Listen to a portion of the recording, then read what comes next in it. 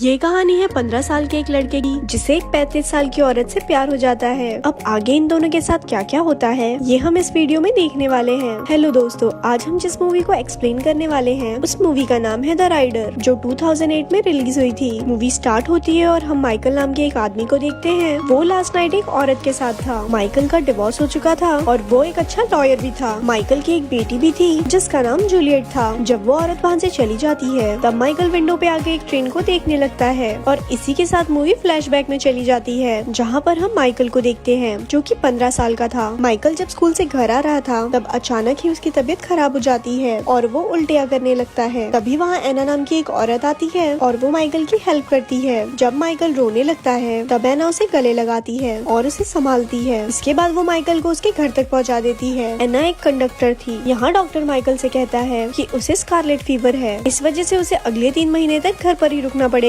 3 महीने बाद जब माइकल ठीक हो जाता है तब वो अपनी मॉम से उस औरत के बारे में बात करने लगता है जिसने उसकी मदद की थी। अगले दिन माइकल एना के घर फूल लेकर जाता है। यहाँ पर एना उसका हालचाल पूछती है। उसे अपने काम के लिए देर हो रही थी, इसलिए वो माइकल को बाहर रुकने को कहती है। वो उसे कहती है कि बाकी की बातें हम रास्ते में करेंगे। जब एना कपड़े बदल रही थी तब माइकल उसे चुपके से देखने लगता है, पर एना को इसके बारे में पता चल जाता है तो माइकल वहाँ से भाग जाता है। अगले दिन फिर से वो एना से मिलने आता है तो एना उसे नीचे से कोयला लाने को कहती है। जब वो वापस आता है तो उसके कपड़े बहुत गंदे हो चुके थे। एना उसे उसके कपड़े उतारने को बोलती है। यहाँ वो दोनों एक दूसरे के काफी करीब आ जाते हैं और किस करने लगते हैं। इसके बाद वो दोनों घपाघप करते हैं। अब यहाँ से इन दोनों का अफेयर स्टार्ट हो जाता है। माइकल हर रोज एना से मिलने जाता था और वो दोनों साथ में घपाघप करते थे। माइकल स्कूल के बाद घर पर नहीं जाता था और एना से मिलने चला जाता था। दोनों काफी टाइम साथ में गुजारते हैं। बहुत दिनों के बाद वो दोनों एक दूसरे का नाम पूछते हैं। यहाँ पे हमें पता चलता है कि एना 35 साल की है और माइकल सिर्फ 15 साल का। अब से माइकल एना को बुक पढ़ के सुनाया करता था। इसके बाद वो दोनों घपाघप करते थे। एक बार माइकल उसी बस में चढ़ता है जिसमें एना काम कर रही थी। वो एना से बात करने की कोशिश करता है पर एना उसे इग्नोर कर देती है। घर आकर माइकल उस पर बहुत गुस्सा करता है। वो कहता है कि तुमने मुझे इग्नोर किया। तब एना कहती है कि मैं समाज के सामने तुम्हें अपना नहीं सकती, मेरी भी कुछ मजबूरियां है। माइकल उससे नाराज भी होता है पर फिर वो वापस भी आ जाता है क्योंकि वो एना से बहुत प्यार करता था। यहाँ पे वापस से वो दोनों घपाघप करते हैं। एक बार वो दोनों साइकिल ट्रिप पर जाते हैं। वहाँ वो दोनों काफी खुश थे।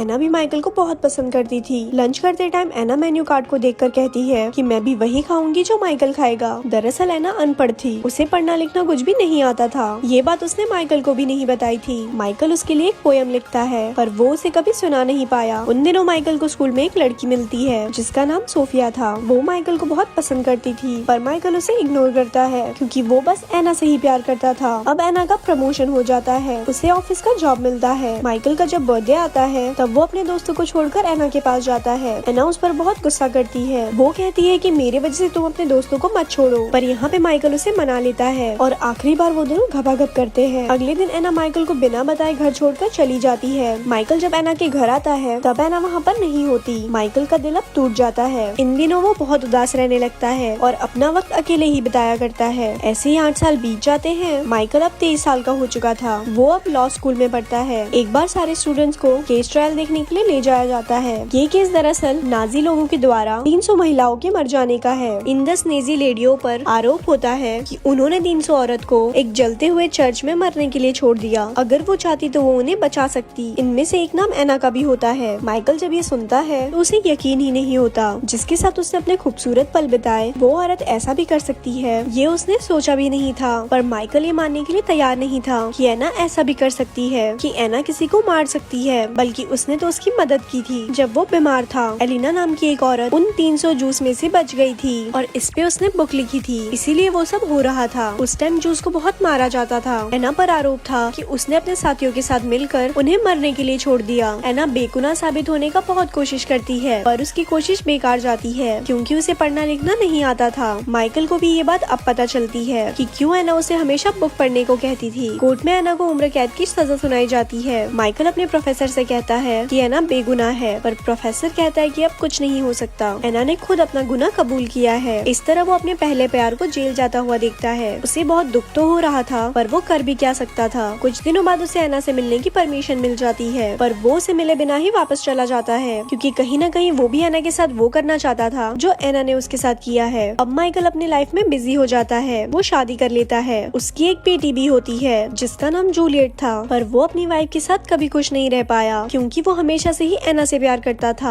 एक दिन उसे वही पुराने बुक्स मिलते हैं जो वो एना को पढ़ के सुनाया करता था। वो उन बुक्स को पढ़कर रिकॉर्ड करता है और जेल में एना को भेज देता है। एना अब धीरे धीरे पढ़ना लिखना सीखने लगती है। कुछ दिनों बाद वो माइकल को लेटर लिखना स्टार्ट करती है और जवाब पाने की उम्मीद करती है, पर माइकल ने उसे वापस कभी जवाब नहीं दिया। ऐसे ही 20 साल बीत जाते हैं। एना अब बूढ़ी हो चुकी थी। उसके अच्छे बिहेवियर की वजह से उसे जेल से छोड़ दिया जाता है। एना की कोई फैमिली और फ्रेंड ना होने की वजह से जेल के स्टाफ माइकल को कॉल करते हैं। माइकल एना के लिए घर और जॉब ढूंढ देता है। एना के छूटने के बाद वो एना से मिलने जाता है। यहाँ पे वो एना से थोड़ी दूरी बनाकर रखता है। एना उसका हाथ छूने की कोशिश करती है पर माइकल अपना हाथ दूर कर लेता है। माइकल एना से कहता है कि मैंने सारा इंतजाम कर दिया है और अगर किसी चीज की जरूरत पड़े तो तुम मुझे बता सकती हो। एना इसके लिए उसे थैंक्स बोलती है और उसे कहती है कि क्या तुमने शादी की। माइकल कहता है कि हाँ, मेरी एक बेटी है पर हमारा डिवोर्स हो चुका है। इसके बाद एना माइकल की आंखों में ऐसा भाव देखना चाहती थी जिससे वो माइकल को अपना सके, पर माइकल वहाँ से चला जाता है। अगले दिन वो एना से मिलने जाता है पर यहाँ उसे पता चलता है कि एना ने सुसाइड कर लिया है। मरने से पहले एना माइकल के लिए एक लेटर छोड़ जाती है कि मैंने तुम्हारे वजह से पढ़ना लिखना सीखा और इस तरह से मैंने एलिना ने लिखी किताब को पढ़ी जिसमें उन्होंने लिखा था कि कैसे जूस पे अत्याचार किए जाते थे। वो कुछ पैसे छोड़ जाती है ताकि माइकल वो पैसे एलिना को दे सके। माइकल ये कहानी अपनी बेटी को सुनाता है ताकि उसका दिल थोड़ा हल्का हो सके और वो दोनों एना की कब्र पे जाते हैं और यहाँ पे ये मूवी एंड हो जाती है। ऐसे ही और स्टोरी सुनने के लिए हमारे पेज को लाइक करें। धन्यवाद।